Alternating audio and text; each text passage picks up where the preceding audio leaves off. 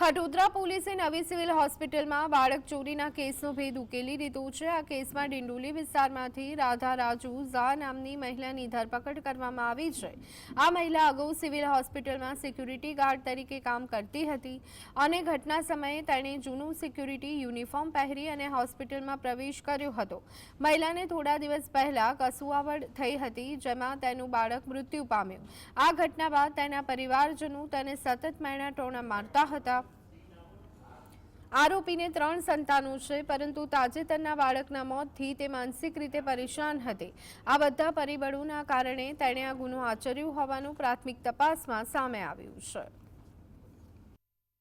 9:30 बजे के आसपास सिविल हॉस्पिटल से एक बच्चा जो 5-6 घंटे पहले पैदा हुआ था, वो बच्चे को लेकर एक महिला निकल गई। उसके बाद थोड़ी देर परिजनों ने खुद से ढूंढा इधर उधर। उसके बाद 10:30 के बाद में उन्होंने पुलिस को इन्फॉर्म किया।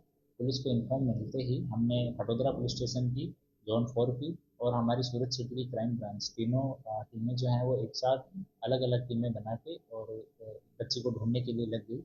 एक टीम है वो हॉस्पिटल से बाहर जितने भी सीसीटीवी थे उस रास्ते में कि उसने रास्ते में एक ऑटो चेंज किया, दूसरा चेंज किया, वो सब ट्रैक करते हुए